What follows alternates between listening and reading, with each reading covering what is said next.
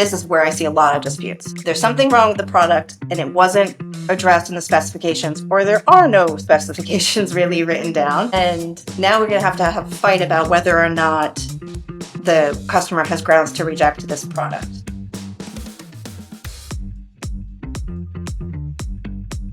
Welcome to the Better Batch podcast, where batch process manufacturers learn from industry experts. I'm Peter Suttard.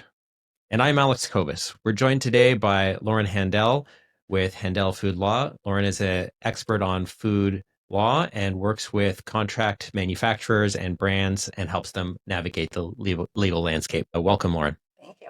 Lauren, can you tell us a little bit about your customers and the kind of scenarios you help them work through? Sure. Well, so I have a food business law practice.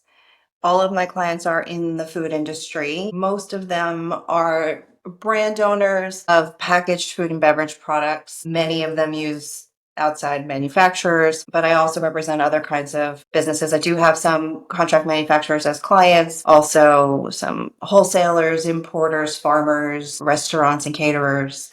So it's sort of the full spectrum of the food supply chain. It's from soup to nuts, maybe. Yeah. So you and I had talked a little bit before about this. It feels like when everything's running smooth, nobody needs a lawyer, and it's only when things are getting a little bumpy that you get brought in. You'd mentioned you get brought in kind of at two main parts, where a brand or a manufacturer is negotiating a contract with the other party, and then when things fall apart and you get into dispute resolution. On the contract side, we're curious, what are the big things brands and manufacturers need to be thinking about during that kind of contract negotiation to get into an agreement with each other? Yeah. Well, in the best case scenario, I'm brought in before there's any bumps, right? That, if I was a family lawyer, I'd be preaching the gospel of prenuptial agreements, and I sort of see the contract between a co-manufacturer and a brand as serving the same purpose largely. Sure. You want to try to anticipate what happens when things go wrong. I mean, it's sort of inevitable in any long-term relationship that there will be some things that go wrong along the way. And at least for the most serious things, we try to make sure that there's a well-documented agreement as to how problems should be resolved. That's one of the main issues.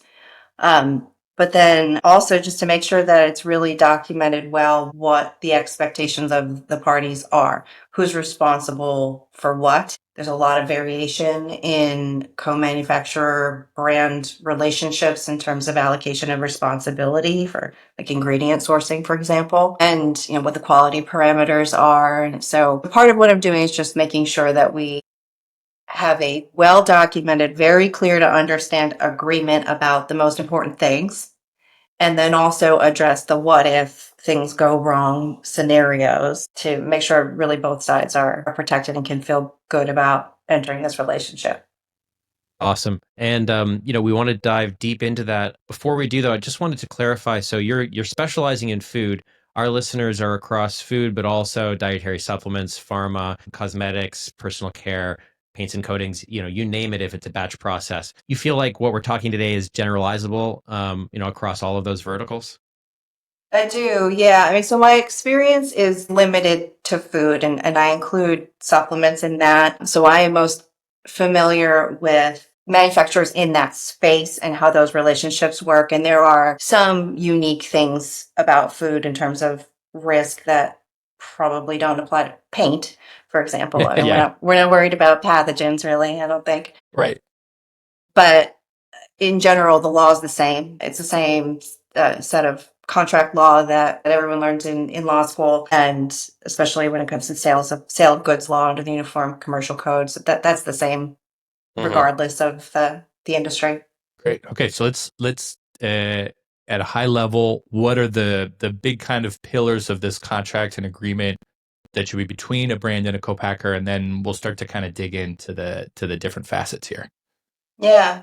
So the most important part, really, which you might be surprised to hear me say as a lawyer, is the part that I can't write, which is the specifications for the product, right? I mean, so except when we're talking about a private label agreement of the manufacturer's own off-the-shelf product that we're just going to put the the brand's branding on. This is a custom manufacturing agreement. And so the specifications around quality, including raw material quality, all that needs to be really well documented and is Right. outside my expertise. So You're I just see happy enough to of see it. these. Happy to see it written down. Yeah, so I Yeah. will review them. I will press both sides to make sure that they are very clear. I look at it mostly from a layperson's perspective to say, if I was reading this, and especially put myself in the position of if I were a judge reading this and had to decide were the specifications met, would I be able to figure that out? You know, and are all the major sorts of issues covered? Is it detailed enough, comprehensive enough? So it's, So get your formulator in, get their formulator in, make sure everyone's on the same page. Perfect. Okay. Now, yes. on that, I'm curious in providing the formula and so on, but also focusing on testing and safety. Is it enough to specify what, or do you also have to specify how, if you know what I mean? Like, is it enough to say, like, the quality has to be high and we have to make sure it's safe in these ways? Or do we also want to specify how that is to be determined and that methodology? Yeah, so sometimes I think it's important to specify how, especially when we have allocation of responsibility for testing, for example. You know, so in some cases, the brand is going to be responsible for sending samples off for testing. Sometimes that's going to be the manufacturer, in which case you're going to want to specify exactly what they need to get tested. So yes, to some extent. And you know, and I'm saying this is part of the contract, and I will tell you that it's not always in one document, right? I mean, so sometimes it's by reference to a quality manual that is separate from the agreement and therefore is more easy to change, to amend. Sometimes it's just by reference to the manufacturer's own procedures and just making it a contractual obligation to follow the procedures that the brand has hopefully reviewed and vetted to make sure that they are up to their standards. So there's different ways to do it. And, you know, as far as the level of detail on the how, that's the thing that I would defer to someone with expertise in QA and food safety. Perfect. So testing, quality, all that's got to be recorded. Experts got to figure it out. And you're just happy to see it written down and legible for normal people like you and me reading it. Right. What's next? Pricing's a huge issue, right? Especially if this is an agreement that's going on over time, it is reasonable to expect that the price isn't going to stay the same for all time. Sure. Certainly, it's in the manufacturer's interest to be able to pass along as much of its costs as possible to the customer. And it's in the brand's interest to try to get as much predictability as possible about pricing, especially given that many of the brand's customers require, 90 days notice of price changes. So we have to figure out a mechanism for dealing with that. How do we do that? That's a big There's a problem. variety of ways. So, and again, there's different scenarios where it could be a strictly tolling relationship. The brand supplies everything, and therefore the brand is taking on all of the risk of price increases with respect to materials. They could be entirely the opposite, where the manufacturer is supplying absolutely everything and will want to pass on as much of those costs. So my preferred way, because I think it's cleanest, although I will tell you, many of my clients do not prefer this way because, again, they have an interest in not taking on all of the risk of price increases. But my preferred way is tolling plus pass-through. Ideally, from the brand's perspective, tolling plus pass-through of material costs without markup. But understandably, many manufacturers want to add some administrative cost to the cost of materials that they pass through. But that takes all of the risk off of the manufacturer. If the cost of materials goes up, that's just it's a line item, exactly what they paid on the invoice. I prefer it because it gives brands the most transparency into what it actually costs to make their products, which is valuable information to have in running a business. And the tolling part of the price shouldn't need to change as frequently as materials costs, right? I mean, there are certainly things that can increase overhead costs, utility costs, cost of labor, but it's not as variable as cost of materials usually. So we could then just add in a mechanism that maybe once a year there's a review of totaling costs, or there's maybe even an automatic increase tied to inflation or something like that. But brands, in your experience, hate that. There's a alternative. What's the alternative? Yeah, I won't say they hate it. They resist you it, know, maybe. there's sometimes push. I have to explain why this is a good idea more often because it sounds more appealing to just have an all-in cost. Sure. Yeah. Right, to just have an all-in price. Most of my clients are smaller businesses. They are relying very, very heavily on co-manufacturers to sort of take care of everything, which is not really a good idea. But it's appealing to have an all-in price. But there's definitely going to be a need to adjust that more frequently. And, so one extreme of that is, sure, I'll give you an all-in price, and it's only good for this purchase order. And that gives you zero predictability from the brand's perspective about pricing and what's going to be the price next time. Sure. So I would not be in favor of that. So the next step is an all-in price with some amount of notice of price increases. Another version could be an all-in price that's fixed for some amount of time with set periods where we do a look back and adjust pricing not only to compensate for price increases or decreases going forward, but also to retroactively kind of even things out. So do co-packers struggle to get that kind of data on the historic cost of goods sold on a batch by batch basis? I wouldn't think that they would. I mean, they have better access to that info. At least when they're sourcing the materials, they have the best access to that information. Right. Mm-hmm. Yeah. I don't know how great they all are in terms of their accounting. Yeah.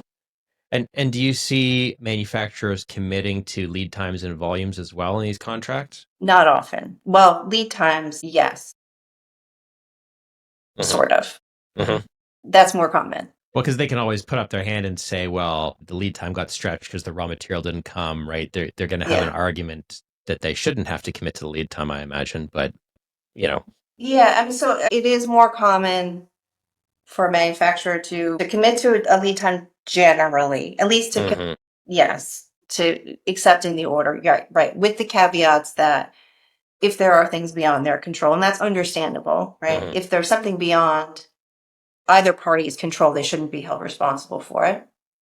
So that's just, there's something inherently unpredictable. But committing to maintaining some level of capacity, I don't see that as often unless there's a reciprocal commitment by the customer to purchase a minimum volume over time. Sure. Like if a brand said, well, we're going to start off at this volume and here's our plans to expand. And as long as we follow that commitment, you'll be ready for us. That would be a structure that you see, or am I making things up here? No. Yeah, I see that. I would certainly push for that. I see lately, I will tell you that I've been seeing a lot of manufacturers, and again, I represent small businesses who don't have a lot of options generally when it comes to finding a co-packer. And so they necessarily start out at kind of a weak bargaining position. Right. Yeah. And the co-packer, on the other hand, has much greater strength in bargaining position, and they often take advantage of that. So lately, I've been seeing a lot of agreements asking for things like exclusivity, meaning the customer will only use this manufacturer for the product, but not promising to maintain any capacity at all to fill those orders, which just isn't fair. No. And okay, so we have quality, we have price. What's the next thing? You and I discussed previously around allocation of risk. You educate me a little bit more on that. Yeah. So one of the biggest functions from a legal standpoint in a co-manufacturing agreement is deciding how are we going to allocate risk between the parties in terms of liability when things go wrong. And it's in both parties' interest to do this. It might even actually be, well, I think it is more in the manufacturer's interest to have provisions that limit their liability, because the default rules under the law. So if we did not have a contract that addressed this issue, the default rule under the law is basically whoever messes up is responsible and liable for it. And in this relationship, usually if something goes wrong, it's more likely going to be because of something the manufacturer did than the brand did, right? The brand's liability or its responsibility under the contract mostly is just to pay. No, brand takes on more responsibility when they're sourcing and supplying materials as well. But the default rule basically would be something goes wrong in the manufacturing process, the manufacturer is responsible for all of the damages that are directly resulting from that, meaning the lost value of the goods, whatever was paid for the goods, for the materials that go into them, cost of disposing of them, but also the indirect losses that could result from that, like the lost profits that the brand incurs because it can't sell that product. Maybe it loses customers because it's been out of stock for some amount of time. Someone else, competitor swoops in. So it's potentially a large amount of liability that could result from maybe even a simple mess up. So it's in the manufacturer's interest to limit that to some extent. And so you'll see provisions called limitations of liability that address this, that manufacturers will often push for, and which tend to be one of the thorniest subjects in negotiations. Mhm. That limitation of liability too, it sounds like it also extends to, God forbid, somebody gets sick from like a barbecue sauce made at a co-packer. And now those are also damages that go to the brand and then ultimately potentially the manufacturer, depending on that limitation of liability clause. Is that right? That's right. Yeah. So also there are usually indemnity clauses, right? So an indemnity agreement or indemnification agreement is where one party promises the other that it will pay for the liabilities that result, usually just to some third party. So if a manufacturer does something that causes the brand to get sued because someone becomes sick, the manufacturer is promising to indemnify and also usually to defend the brand in that action by a third party. And usually it goes both ways. The brand is also promising to indemnify the manufacturer if it causes the manufacturer to incur liabilities.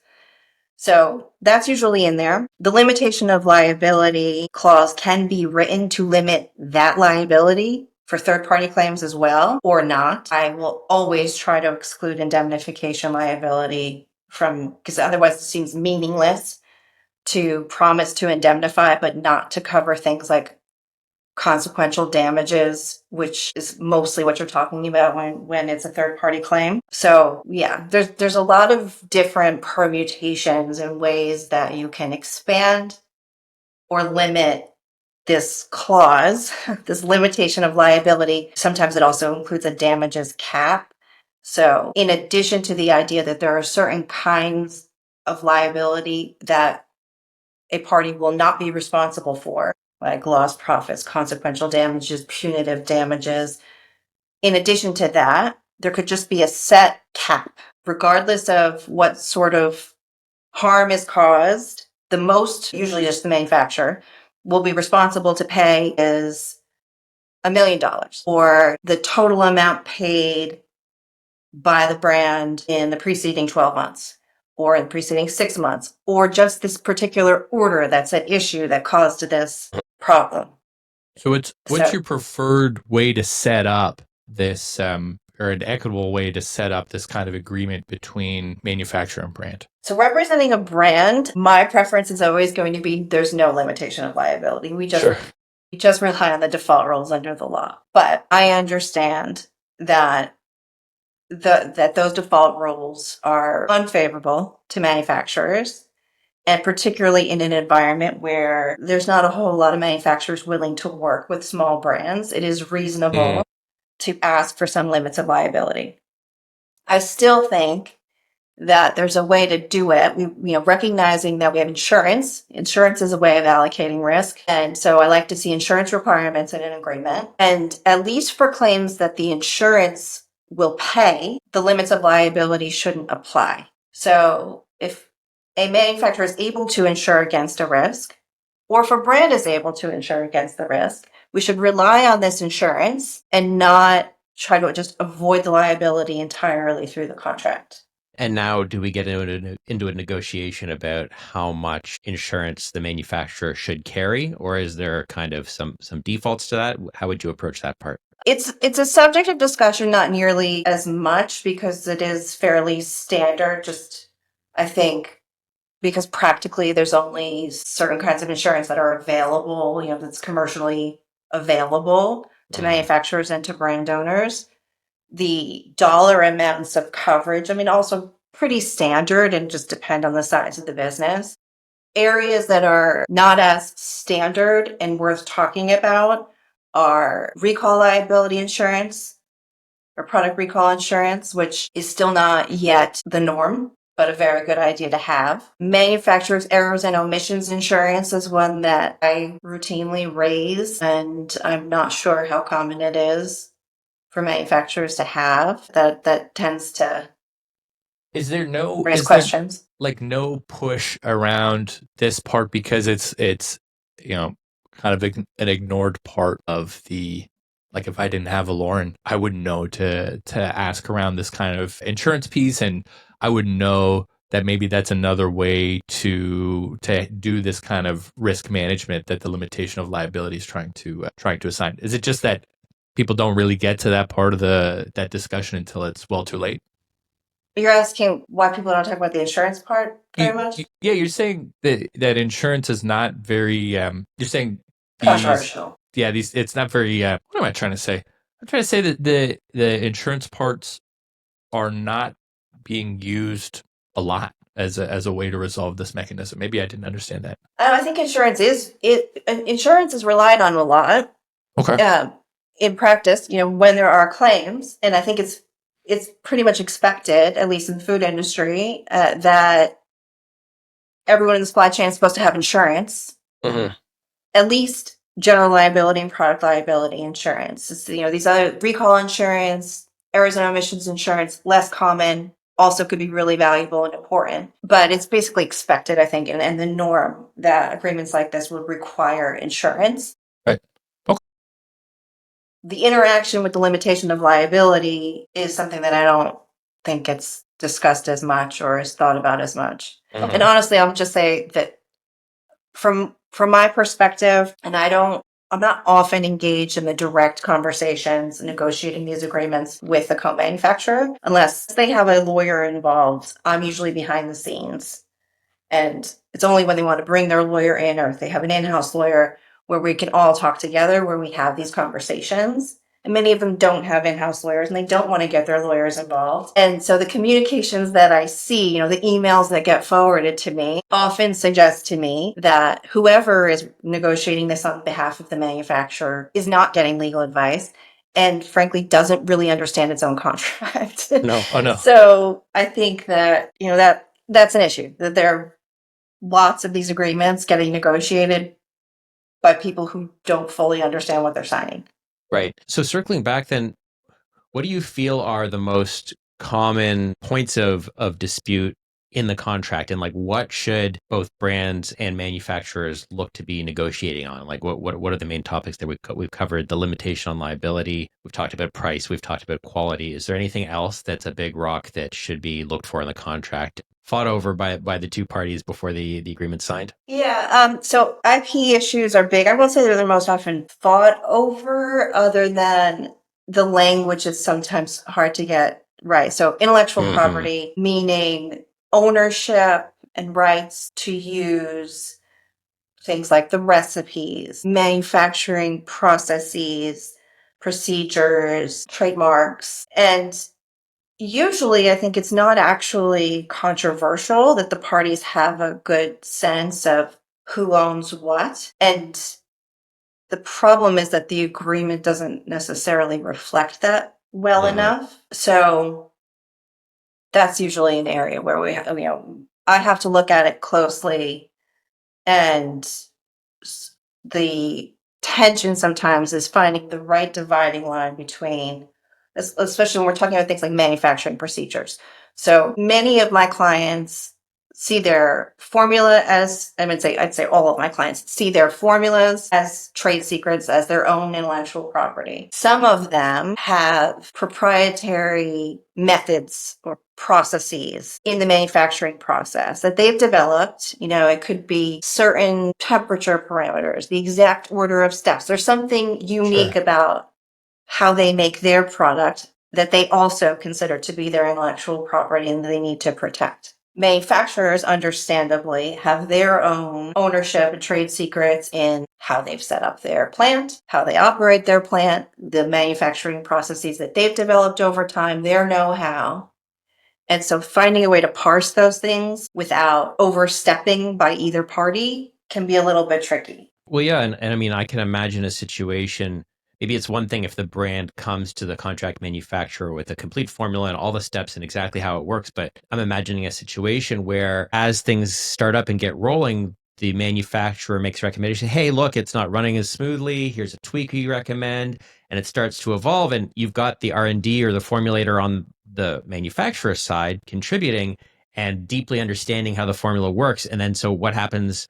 Okay, great. We've got your mustard here now, but like we're doing mustard for more than one brand, and like, how do I get out of my brain the know-how that I got in learning how to do this formula, and how do I not use that know-how when formulating the next one? Yeah, no, I didn't copy it, but like inspiration is there, and how do I shut it off? Did these arguments happen, or how would you think about that topic? Yeah, so I'm sure it happens all the time and never is really talked about. And the brands don't really know that there's some tweak that a manufacturer developed and now is using for other customers. And most of the time, it probably doesn't matter at all to the brand, right? As long What as they matters can't copy most- my product, right? That's what they really care about in Right. the And end. as long as they're not using that tweak for their main competitor, right? Right. So what matters to the brand is if this relationship with the manufacturer deteriorates and the brand needs to go somewhere else, or even if they just need a backup manufacturer, that they're able to transport the intellectual property of how you make the product to this other manufacturer, and that the manufacturer who developed the tweak isn't going to say, no, you can't do that because I contributed X and now we jointly own this recipe and you can only use it when I say it's okay. We want to avoid that. Is an NDA sufficient for this style of dispute? Because we'll do an NDA at the start of a contract with a co-packer while we're exploring what's going on. Is that NDA sufficient, or do we need additional language in the contract? It can be if it anticipates that this will happen. Most form NDAs that are used for that purpose at the beginning of the relationship or exploring whether there can even be a relationship are not written that way. So the typical NDA is written from the viewpoint of one party is going to disclose information or to the other party, or they're both going to disclose information to each other. And it is what is disclosed that has to be kept confidential. And there's no foresight that a party would develop confidential information for the other party. Right. So that's usually missing. And something that's a hole I try to fix in looking at those agreements. And if it's not fixed at that early stage, then at least needs to be addressed in the co-manufacturing agreement for the ongoing relationship. Just the recognition, and I don't think it's controversial, that even if the manufacturer develops something, even just compiling information, the list of all of the suppliers for all of the materials that go into this product, that could be a trade secret. Right. The brand might not be disclosing that information, but it still needs to be kept confidential, because if the brand's competitor finds out, here's the full supplier list and the item numbers for all of the ingredients that go into this product, that's very valuable information for a competitor.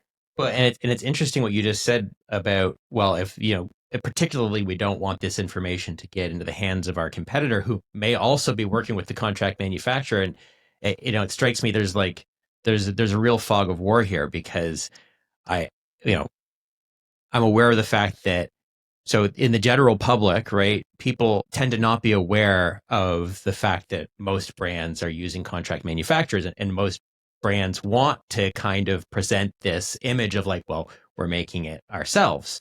And so and you can tell me if I'm right here, but I believe that like one of the subjects of the confidentiality agreement is the simple fact that you're making this for us, right? Because we want to be able to keep this public image that we're doing it ourselves, and we don't want you talking about this. So now it's like a manufacturer can, of course, say like, well, I'm not going to tell you who else I'm working with. I can't, right?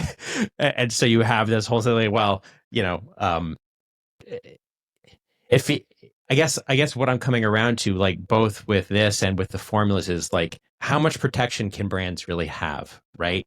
in that it's like, what is really happening in the factory is, and how would I know if the agreement was being violated? Really is what it comes down, is really what my question comes down to. Are there good ways, or is it really down to trust, or like, what's the situation where the dispute can actually begin because Yeah. some kind of violation was discovered? Yeah, no, it's a good question because, and it's something that I talk to my clients about all the time. The practical reality of enforcing you can have all the greatest IP protections and non disclosure agreements on paper, but the practical reality of enforcing that can be quite difficult because the brand's not there to see everything the manufacturer is doing. And because of the scenario that you brought up, people can't erase what's in their heads and may not even consciously use something that they learned that a brand considers to be confidential and proprietary for the benefit of another customer. So these things can happen. Audit rights, inspection rights are important also in an agreement. Customers should have the right to get information to be able to enforce their agreements, but that's not going to be enough necessarily for this type of issue. The only additional protection you can get, which most manufacturers are not going to agree to, is non-competition.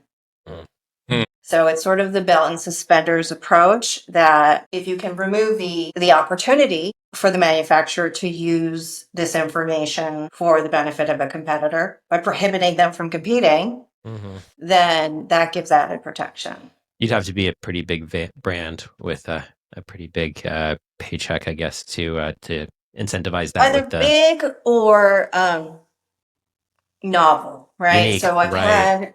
I've had clients that have something really unique, something the manufacturer is really interested in getting involved with and hasn't done before. And in these circumstances, there's really even more of a need and rationale for having a non-compete. If the brand is coming in and going to teach the manufacturer how to do something it hasn't done before, and that is unique, then you can see it being more fair, and it's also not interfering with the existing business of the manufacturer for it to not compete. It's not doing this thing already.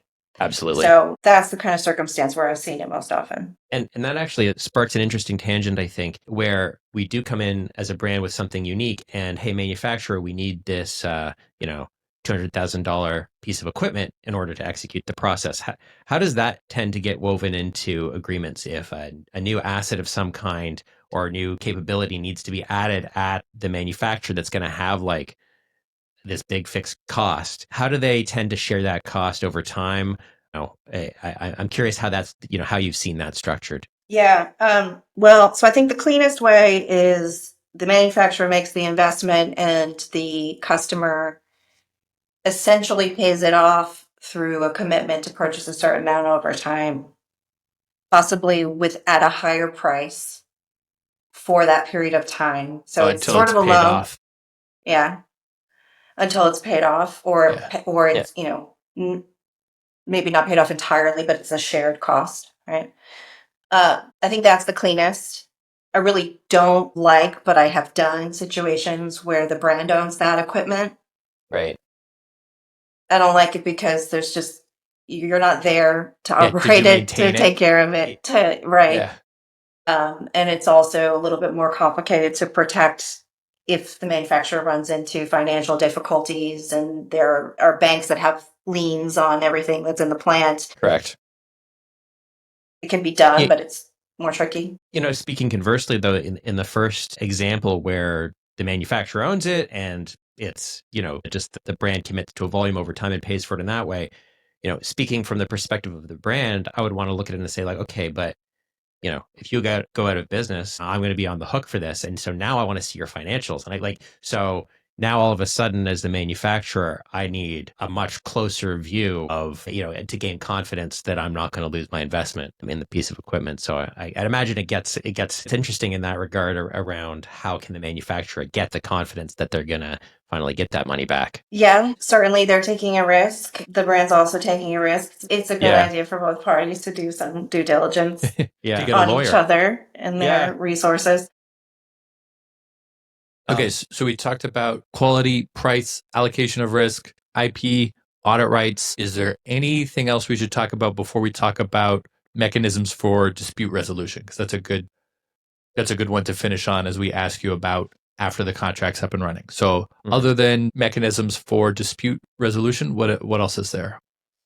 Yeah, so it's sort of related to dispute resolution, but it's not the dispute resolution section usually of the contract. There typically is a section that, the non-conforming goods section. What happens when the finished product doesn't meet the specifications or is later discovered to be contaminated? So there should be a section that deals with that, particularly because yeah, well, so first you have to understand what the default rules would be. So for most of these agreements, the Uniform Commercial Code applies. It's questionable if it's a situation where it's strictly tolling, that might just be considered a services agreement.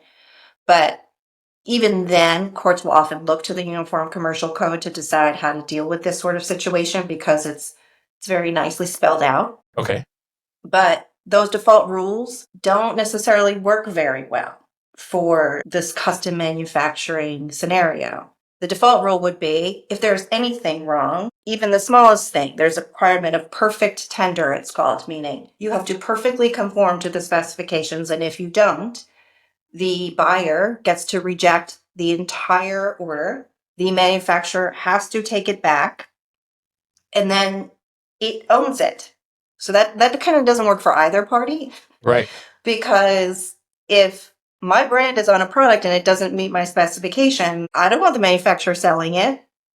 So you can get around the default rules through contract. So you have to think of what's reasonable. I like to see some language in there about cooperation and investigating the cause, because it might be the manufacturer's fault, it might not be. It might come down to something that was wrong with a raw material supplied by a third party that the manufacturer could not have discovered. And so we want to make sure that we're going to try to figure out what happened and not just say, oh, it's no good, pay me for it. So again, the specifications should be really clear so that we know when something is non-conforming, right? If you don't have clear specifications, then this is where I see a lot of disputes. There's something wrong with the product and it wasn't addressed in the specifications, or there are no specifications really written down. And now we're going to have a fight about whether or not the customer has grounds to reject this product. So again, most important part of the contract that a lawyer can't write, specifications. You just brought up something really interesting about the raw material though. So, right, like we talked about two scenarios. So in the turnkey scenario, right, the manufacturer has the contract with the raw material supplier. And so now, well, like as the brand, I can only blame you, and it's up to you whether to then go and fight with the raw material supplier for the money that I want from you. Or in the second scenario that I think you said you preferred, if I'm right, now the brand would hold the contract with the raw material supplier. And so, or how does that all work? How does that shake out if the culprit is the raw material manufacturer? Yeah. So what I preferred is related to pricing. I'm agnostic as to who has the contract with the raw material supplier. It often makes the most sense for the manufacturer to have that because the manufacturer often can get a better deal being able to purchase at larger volumes on behalf of multiple customers, and is better set up than particularly a small brand to sort of manage those relationships. But I was just talking about how those costs flow through to the customer. Gotcha. As just being a pass through, just as far as how pricing is done. But this issue so it's an inherent risk if we're going to rely on third parties to supply the ingredients, that there could be something wrong with them. And in the food industry, that something wrong could be something that's kind of hard to discover. If there's something obviously wrong with raw materials and the manufacturer goes ahead and uses them anyway, well, in my view, they should be responsible for that, right? If you've got a bunch of moldy ingredients and you use them anyway, you should be at fault. But if it's something that's not discoverable reasonably, that's a risk that both parties are taking and which should be shared. And it doesn't necessarily come down to who contracted for it. It should come down to, if both parties did what they were supposed to do and the defect in the raw material is the reason for the non-conforming goods, well, then it's not fair to hold the manufacturer responsible for that. The problem I have is that I see so many contracts where the manufacturer just wants to entirely absolve itself, even in the situation where it didn't do what it was supposed to do. So let's say we have a quality manual that says you have to have these raw materials tested, or in your contract with the supplier, you will require it to test for various food safety things. You will require a certificate of analysis. You will check that the certificate of analysis actually was received and matches the lot numbers of what you received, and there's no obvious damages, right? I see a lot of contracts where the manufacturer wants to say, no, it was a raw material problem. It's not our fault. Even if they failed to do all of those things that they were required to do. Mm-hmm. There's just got to be some common sense to it. Gotcha. So that's a section of the contract around non-conformance that you got your eyes open for. Yeah, and so it's in the manufacturer's interest to look at that section and make sure that it's not taking on responsibility for more than it can actually control itself, but it's also not fair to just absolve yourself from any issue just because it was a third party's ingredient. Right? Makes sense. So, yeah. Okay, let's get into dispute negotiation, or I guess resolution in the contract. Before a dispute happens, what kind of stuff do you like to see in a contract there? And then we'll talk about an actual dispute and get into that. Yeah. So there's various kinds of alternative dispute resolution mechanisms that you can put in, including just a requirement that the parties informally discuss the issue, go to mediation, go to arbitration. Right? You can deal with all those things, and I don't have really strong preferences one way or another, and I think it largely comes down to the personalities of the parties. Okay. The one single thing that I think is most beneficial in motivating parties to resolve disputes is what's called a fee shifting provision, which means whoever wins the dispute gets their attorney's fees paid. Because that is not our rule ordinarily in the United States. And it is a huge reason why contracts get broken, right? So and unfortunately I've been in this situation representing brands where manufacturers have admittedly breached their contract, refused to fill orders because they made the business decision that it was better for them to fill a larger buyer's order. Or, for whatever reason, they take the gamble that they don't have to fulfill their contractual obligations. And it could go either way. It could be the brand too, because they're taking the gamble that the other party's not going to sue them because it costs a lot of money to sue. Totally. Right? And so the fee shifting provision, having provision that the loser pays the other party's attorney's fees helps to change the incentives. That makes a lot of sense. Just before we get into an example of a dispute, what about international scenarios where the brand is maybe now wanting to expand into Canada and get an additional contractor there, or just maybe again into a raw material supplier? What would you look for in terms of dispute resolution there? Yeah, well, so there are international arbitration associations, there are Uniform Commercial Code rules that I've been talking about in the US has an international counterpart that by default applies when there's a buyer and seller across borders. So, usually it's the same sort of situation. So I'm only a lawyer in the US, right? So if I have a client who is negotiating with a supplier or a manufacturer in another country, I will always tell them you need to have local counsel. You need to have counsel who knows, especially if the law of that foreign jurisdiction is going to apply, they need a lawyer who knows what's enforceable in that jurisdiction. But the general terms, the kinds of issues that get addressed in that contract are going to be basically the same as they are in the US. Very cool. Okay, we've got our contract ready. Wonderful. It's been a few years. Now we have a conflict to resolve. You've talked before about the difference of what maybe a brand or manufacturer is legally entitled to versus what they can get practically. Why don't you expand a little bit on that for us? Yeah. So, I mean, it happens to me all the time that I have clients come to me, they're having some issue with their manufacturer, or actually I'm helping a manufacturing client right now with an issue they're having with one of their customers. And one of the first, so we have to understand, I need to look at the contract again and say, okay, what rights do you actually have? Push comes to shove. If we need to litigate this, how strong of a position are you in? But then probably more importantly, practically, what is going to be the best resolution of this? Is this a relationship that the parties are interested in continuing? It's a really important question, right? Have things broken down so much that they just don't trust each other anymore, and so we can just blow this whole thing up? Or are we trying to repair this relationship? And some kinds of disputes are just, at some level, you just have to expect that problems are going to happen. And it doesn't need to be the end of the relationship. We just need to get around this bump. How much of your job is just marriage counseling between? It's a lot of it. It's a lot of it. It's a lot of trying to adjust people's expectations and get them into that mindset. Because, look, these are all human relationships. And especially when a brand's been working with a manufacturer for a long time, they develop relationships with the people they interact with.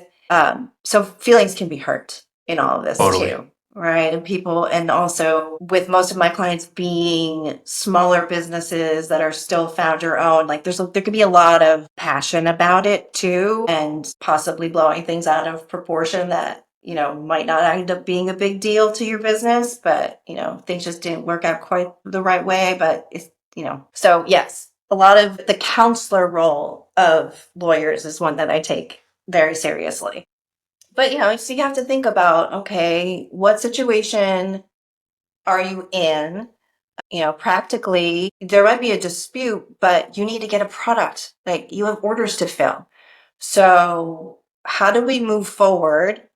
We might need to park the dispute for a little while, but how do we move forward to just practically make sure that if we have a concern about a potential food safety issue, that we can get through that to be comfortable that we can produce again and to fill orders. And if there's a legal dispute to be had, maybe we deal with that later. There always has to be some attention to just those practical realities. But then there's also, for resolving the dispute, you might have great rights, but not great facts. Figuring out fault can be very tricky in manufacturing when you, as the brand owner, don't have perfect information and you weren't there to watch production. You don't know exactly what went wrong. So investigation is often needed. And like I said before, I like to have language in the contract that requires both parties to cooperate, share information, and do investigation.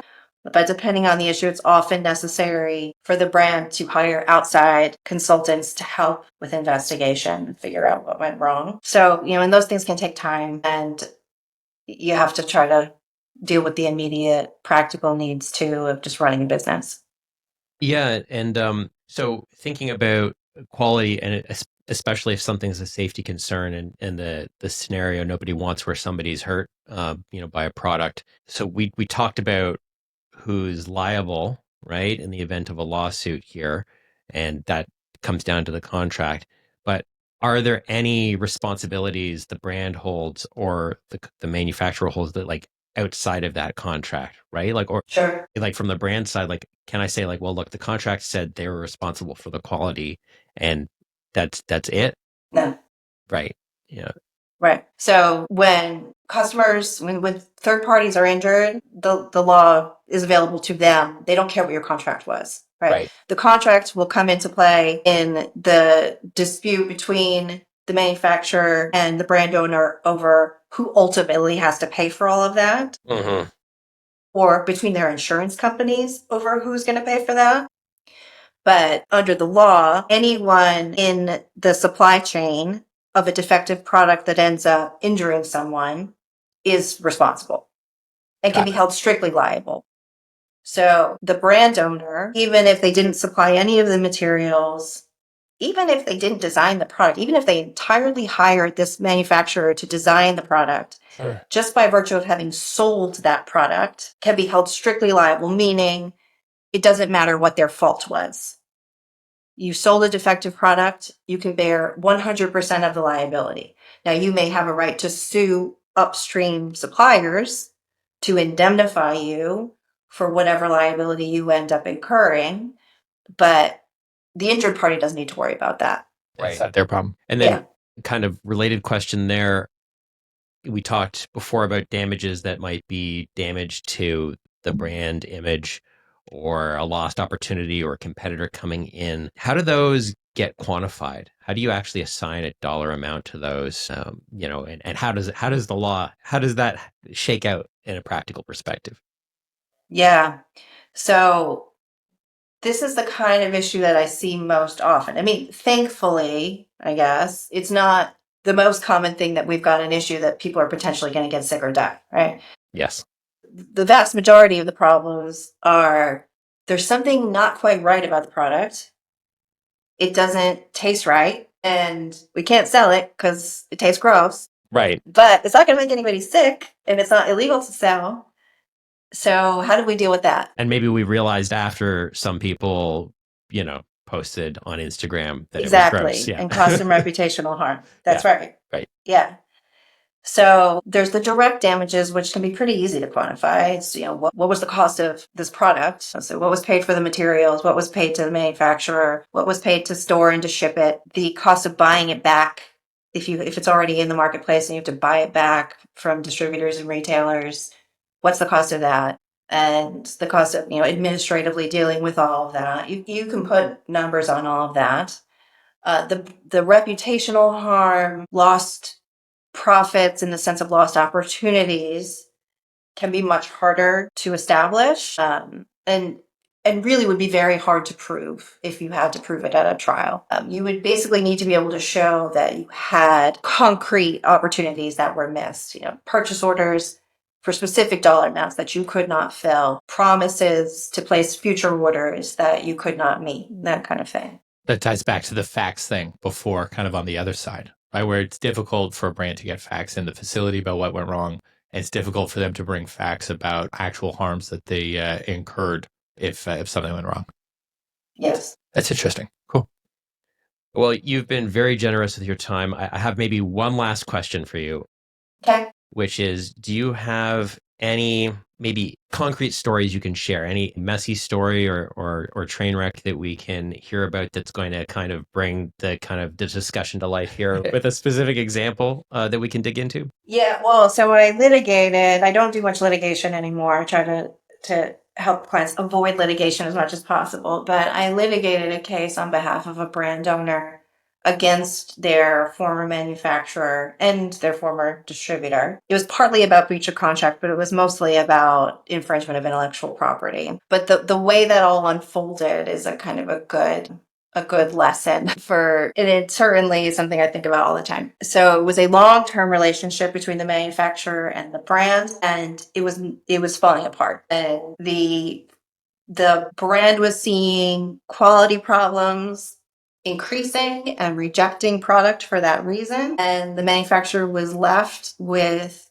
a rather large inventory of products that the brand would not take. Sure. And so it did a couple things. The manufacturer went ahead and sold that product without the brand's authorization to the brand's former distributor. And so kind of simultaneously with all of this, the brand and its distributor, it had one main distributor, broke up. So we had disgruntled parties, this distributor and this manufacturer, who decided to team up together and cut the brand out. Did they change the label? Did the manufacturer change, or the same label, same? Oh my God. Okay. No, so they sold the same product that had been rejected. So that was discoverable. Where we talked before about how do you find out when these things happen? Well, my client found their product that they recognized as product they had rejected in the market. Yeah, lot numbers. And then they found that their distributor had a suspiciously very similar product all of a sudden on the market under its own brand. Oh my God.